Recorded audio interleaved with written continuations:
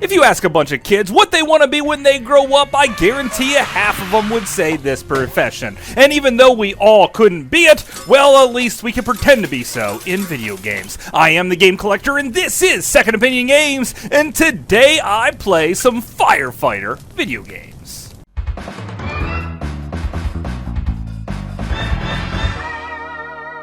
Second Opinion Games.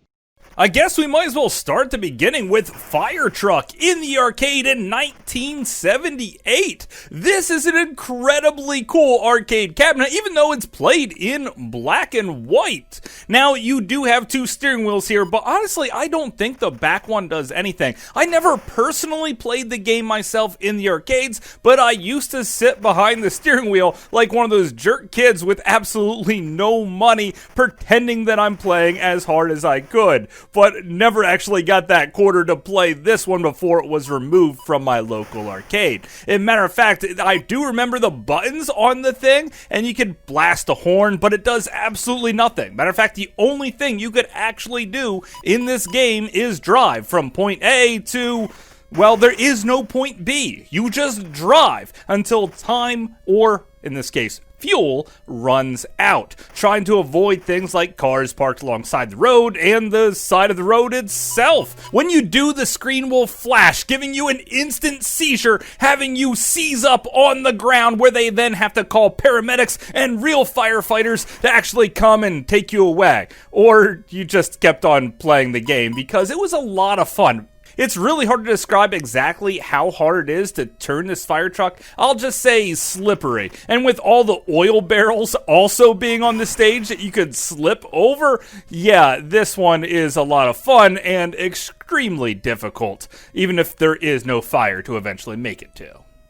Firefighter is the 1982 Atari 2600 game where you play as a lone firefighter trying to put out the fire in a skyscraper and save the human person from burning alive. This is pretty interesting because you have one button on the controller and you have a lot of different functions that you have to operate here. You have to operate the angle of the fire truck ladder. You have to operate the ladder itself. You have to watch out for which window that the person is going to be standing in, and you have to put out the blaze when also managing the water that you have, because you only have so much of it, and you have to try and save as many people as you can in about 5 minutes, clearing all the stages of the game. Now, you can just put out that fire and then do the really lame fire truck ladder thing to the very first floor. Why the guy just couldn't walk out the front door if the fire is completely put out, I don't know. You still have to save him out the window. Maybe you just wanted to do some good practice.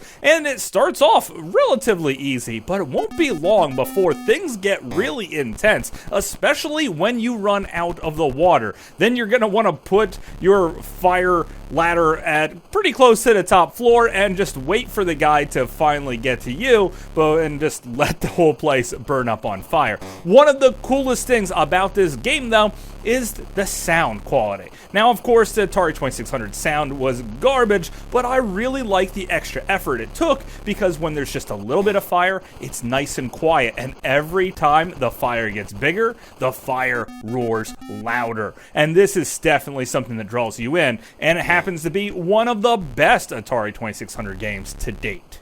Now, Firefighter for the Game Boy's a bit different. This time you actually run into the burning building trying to save babies and old men and whatnot like that. And you're also going to have to pick up axes while you're in the building to throw at toys and office chairs. Now, one of the coolest things about this game is where it takes you. You could be in a school, you could be an ocean liner, or you could be down in the sewers rescuing people from fires. Yes, in the sewers. How insane is that, really? Because I don't think anyone has ever been rescued from a fire in a sewer before. I might be wrong on this. Now, I have heard of different cases where people go down to the sewers and pass out because of all the toxic gases that are down there, and usually suffocate and die unless someone comes along and saves them with the proper equipment. But this, with the fire in the... it's just nuts. So, as you play through this game, you never know what different tasks are going to throw at you, and you also have to manage your your water supply here too, as well as the axes, because keep in mind, you're just finding them and you can't use the same one twice. You just have to pick them up along your way, and hopefully by the end of the game, you won't decide to jump out of buildings all willy-nilly in the trampolines, like that would ever happen. Around the same time, we got the Firemen for the Super Nintendo. Of course, I didn't play it till many years later when I got a reproduction card, because this was a European exclusive. And boy did we ever miss out on a wonderful game. The fire here seems sentient because it always comes after you, and it really does feel like an arcade game sitting at home. You can control your fire hose to either spray on the ground, or maybe even directly forward, full force at the fire that's coming right at you, trying to kill you. And because the fire is trying to kill you, you wouldn't think that there'd be like any boss battles in a firefighting game, but you would be wrong, my friend, as there's huge sections of fire that then tries to rip you apart, it seems. And the only way to really go after this is by using your firefighting bombs. So yeah, you have like water bombs or something that you throw and try and blow up the fire boss enemies.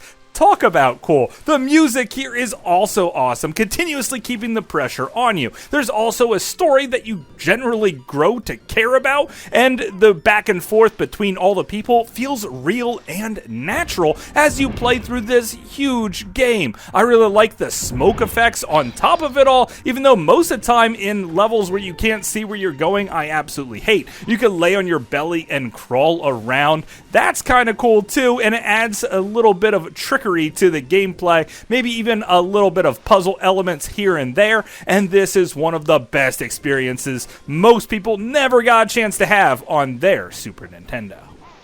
No, most people played Ignition Factor, and what the graphics is really good, outside of those transitions between the different parts of the stage, which feel kind of lazy. I'm pretty sure the Super Nintendo could have loaded the entire stage all in one big chunk and seamlessly moved from room to room, but here it just... this is bad. And another thing is bad is the controls. Everything's a bit slower, and you could only carry so much stuff before your firefighter gets weighed down. And that's one of my bigger problems with the game. I know item management is part of the strategy here, but it just stinks because you pick up things like ammo boxes that are just laying on the floor. I mean, what firefighter is just going to say, hey, I'm going to start looting while I'm trying to save the people in this burning house? Also, you could be in a mannequin shop where then the mannequins look like people that you're trying to save, and it gets really annoying. Trying to subvert your expectations, I believe, but in the end, it feels really lazy. Just as lazy as running into people that you want to save that don't want to leave without their friend that might be completely far off away from them. I mean, what person is going to be like, hey, I'm cool just sitting here in a burning building while you go off for maybe like 5-6 minutes trying to find my buddy, and I'm not going to do anything. Just crisscross applesauce, I'm here to stay. Yeah, that's a big problem with this game. The fact that they went for realism, but it's not realistic whatsoever, and the gameplay is a bit more shallow than The Firemen, which was a much better game. No, if you want realism, I recommend you turn to the Wii with Real Heroes Firefighter.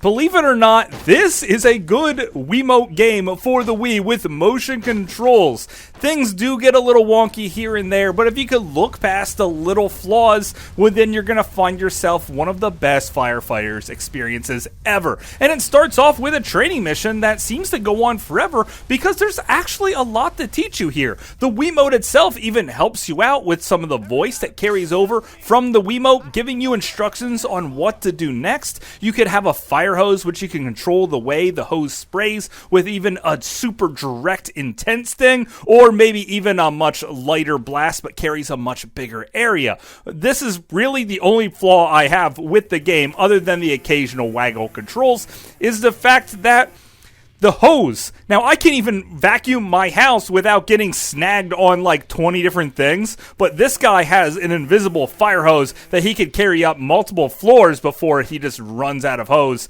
and that's just kind of weird for me. But as for the rest of it, like picking up axes, smashing open doors, and rescuing people, all seems really fun. If you do manage to get past the training stage where you also had to tear apart cars with the jaws of life, or maybe even cut through doors with a freaking saw, well, then you're gonna even find yourself in your first real mission where you have to go off and save people and find that there's different puzzles that you have to solve too as you play through the game. And when it's for real, it's a lot crazier with fire burning all around you, and things get intense. Sometimes you have to smash out windows so you just don't die of the smoke inhalation, and it is just insane how much pressure they keep on you from start to finish of this game. I even found it hard to believe that I was still playing a Wii game because of just how much fun I was having. Even though most people just passed the Wii off as a total piece of garbage, it did firefighting pretty much perfect. Jumping ahead to the Nintendo Switch and even the Wii U, we have Mighty Switch Force 2. This is an action platform puzzle game with firefighting elements. You are a firefighter girl trying to save the Hooligan Sisters from fire, but it's really more all about the puzzles. Also, WayForward really knows how to draw some really pretty girls with this 16-bit/32-bit art style, and there's even a little bit of art in between levels as you play through the game. And there's some really cool babies to save, but I'm not going to spoil that for you because it's awesome when you eventually save one of these babies. What happens next? Maybe that's for another video altogether. Now, as you play through the game, you're going to find that there's no real bosses here whatsoever, except for the very last level where you fight a dragon. And yes, even though the first game may have been all about police, this one is definitely all about putting out them fires. And WayForward did it perfectly. With my small YouTube channel, I had exactly one goal, and that was to make enough money off this channel to get one game that I really needed, and that is Burning Rangers for the Sega Saturn. A game that would push the system in almost every possible way, even in the glitch department. Let's face it, there's gonna be some camera glitches here, and there's gonna be some weird slowdown, but the lighting effects and the gameplay more than make up for it. You play as a future firefighter blasting fire with a laser to turn them into crystals. The crystals are then used as health and also to teleport people out of the burning areas. There's also boss battles against giant flame-shooting plant monsters. There's more than one different type of fire. Sometimes you have to do a charge shot to completely obliterate the fire. I just thought the crazy idea of fighting fire with fire normally just makes more fire, but here it does a great job of turning them into crystals, and it saves the day. Was it worth the massive amount of money that I put into this game and the insane amount of work building up this channel just to get this hidden gem holy grail game? Well, yeah, because this is no work for me at all. I absolutely love reviewing video games, and I loved picking up Burning Rangers for the Sega Saturn, and I'm gonna say it's worth every penny of my effort. But of course, that's just my opinion.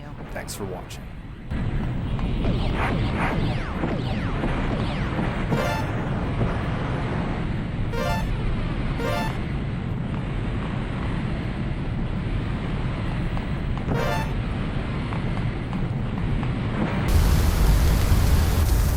I'll take this jerk. Hopefully you guys enjoyed this video. I had a great time making it. This is what I wanted to do since the beginning of the year when I decided to put all of the funds aside just to get Burning Rangers. And I'm happy I managed to get you this video this year because I just managed to pick it up. So I haven't put as much time into it as I really want to. I want to take my time with this one. So what Sega Saturn games should I save up for in the future? Or maybe what games should I look forward to that you guys can let me know that I had no idea about, firefighting wise, or maybe even policeman wise, or astronaut. I could take this in a lot of different ways. So until later, I will see you again, guys.